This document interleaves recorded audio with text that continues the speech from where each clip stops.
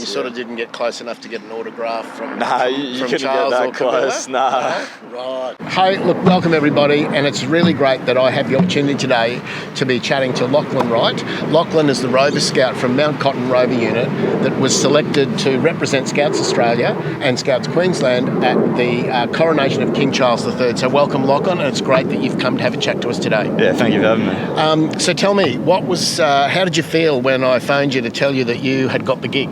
I was pretty excited, but also sort of nervous. It's first time going overseas, Right. So it's a pretty big sort of thing, big experience. And it is a big thing if you haven't been overseas to go 24 hours on a plane. Yeah. Cool.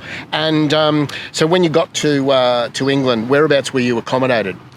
So I stayed at a place called Gilwell Park. Right. So that's one of the major scouting camps over there. It'd be similar to our BP park here. So.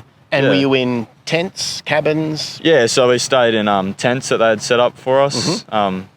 Just on the field, so it was good. So did you do any activities at Gilwell Park before the actual coronation happened? Because you were over there a bit early, right? Yeah, so in the first couple of days before the coronation, we did some team building activities with our patrol around Gilwell Park. So there was like high ropes, axe throwing, and then just a range of other team building activities, including going around their heritage trail. Right. So, and got to see a few of the, the iconic London tourist attractions. Yeah, so we did the sightseeing in the time before. We went to Buckingham Palace, the Tower of London, Tower Bridge, all of those sort of major iconic places. Pretty big place to go for your first trip overseas, right? Yeah. It's such a huge occasion.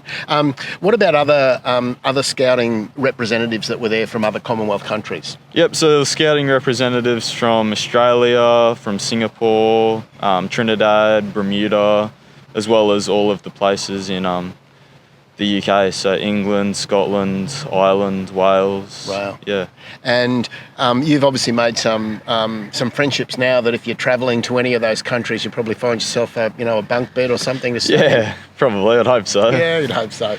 So the really important thing that none of us know is, what did you actually do as part of that Commonwealth scouting representation? Yeah, so my role was to help in St James's Park, help with giving people directions and answering questions that they might have, as well as just being a friendly face throughout the park. Wow. So. And you did that just on the day of the coronation? Yeah, so it was just the day of the coronation. Right. And it was it raining? Was it a bit wet? Yeah, it was. It was very drizzly all day. And you're in your uniform, obviously? Yep. Wonderful. So let's talk a little bit about your uniform. So you've got a specific scarf here. So what was that for?